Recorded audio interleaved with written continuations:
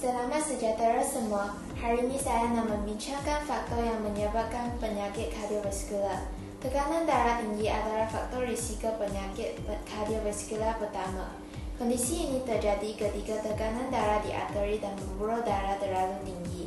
Tekanan darah yang tidak terkontrol dapat menyebabkan pengerasan penebalan pembuluh darah dan mempersempitkan saluran pembuluh darah. Selain itu, faktor kedua penyakit kardiovaskular ialah merokok. Merokok akan meningkatkan risiko penyakit kardiovaskular. Merokok sangat berbahaya kerana ia akan menyebabkan kerosakan pada pembuluh darah. Di samping itu, nikotin yang terkandung di dalamnya dapat meningkatkan tekanan darah. Bukan hanya perokok aktif, asap rokok yang terpapar pada perokok pasif juga biasa meningkatkan risiko terkena penyakit kardiovaskular. Faktor ketiga ialah obesiti. Obesiti dapat mempengaruhi kadar lipid plasma yang cenderung memperberat proses atherosclerosis. Atherosclerosis adalah penyempitan dan pengerasan pembuluh darah arteri akibat penumpukan plak pada dinding pembuluh darah. Selain itu, obesiti juga dapat meningkatkan kadar kolesterol yang memicu terjadinya penyakit kardiovaskular. Di samping itu, faktor keempat ialah tahap kolesterol yang tinggi dalam darah. Lipoprotein berketumpatan rendah adalah buruk kolesterol. Lipoprotein berketumpatan rendah melekatkan pada dinding arteri akan meningkatkan plak pada pembuluh darah.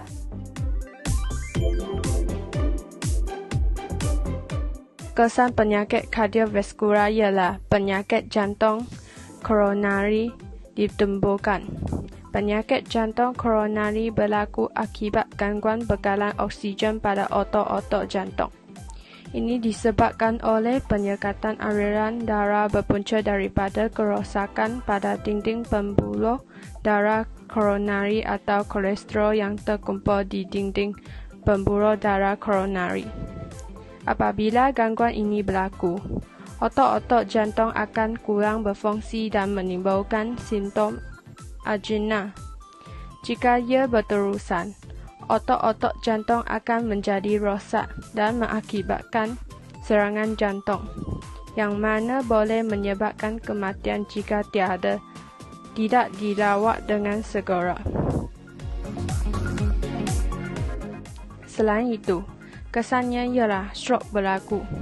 Stroke atau angin amah adalah satu keadaan di mana berlaku penyempitan saraf darah ke bahagian otak atau lebih serius lagi apabila saraf darah tersebut tersumbat atau pecah. Perkara ini menyebabkan sebahagian daripada tisu otak rosak kerana kekurangan bekalan oksigen. Tisu yang rosak akan mati menyebabkan otak gagal berfungsi.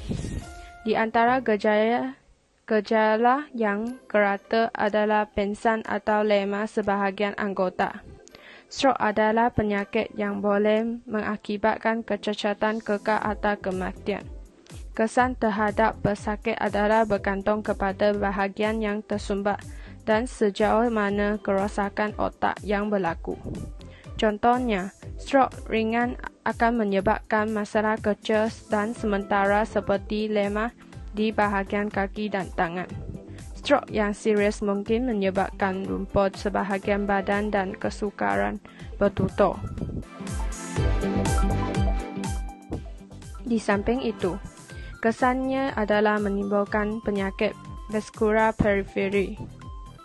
Penyakit vaskular periferi (PVD) adalah gangguan peredaran darah yang menyebabkan saluran darah di rel jantung dan otak menyempit, menyekat atau kekencangan. Ini boleh berlaku di arteri atau urat. PVD biasanya menyebabkan kesakitan dan keletihan kaki terutama semasa bersenam. Kesakitan biasanya bertambah dengan rehat. Bekalan oksigen yang lebih. Contoh, semasa bersenam. Punca biasa yang menyebabkan agenda ialah atherosclerosis dan arteriosclerosis yang menyebabkan arteri koronari. Keadaan ini akan mengurangkan isi padu darah yang mengalir melalui kawasan yang tersumbat untuk dibekalkan ke otot-otot di jantung.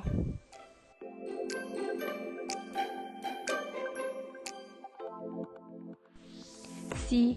Bagaimanakah cara mengatasi penyakit kardiovaskular melalui pengubahsaian diet bagi seseorang individu? Antara cara mengatasi penyakit kardiovaskular ialah makan makanan yang seimbang. Makan semua makanan daripada berbagai kumpulan di dalam piramid makanan dalam saiz sajian sederhana. Harapkan makanan bergula, berminyak dan bergaram yang boleh memberatkan faktor risiko penyakit kardiovaskular. Selain itu, caranya ialah makan lebih banyak serat. Serat seperti buah-buahan, sayur-sayuran dan bijiran membantu mengawal paras kolesterol dan glukosa dalam darah, mengekalkan berat badan sehat dan mengurangkan risiko penyakit kardiovaskular. Contohnya, angina. Akhirnya, kita mestilah minum air yang banyak bagi mengatasi penyakit kardiovaskular. Air merupakan salah satu sumber yang membekalkan oksigen kepada badan kita. Air turut dapat mengawal paras kolesterol dan glukosa dalam darah kita. Oleh itu, air sangat penting kepada badan kita dari segi mengatasi penyakit kardiovaskular. Sekian, terima kasih.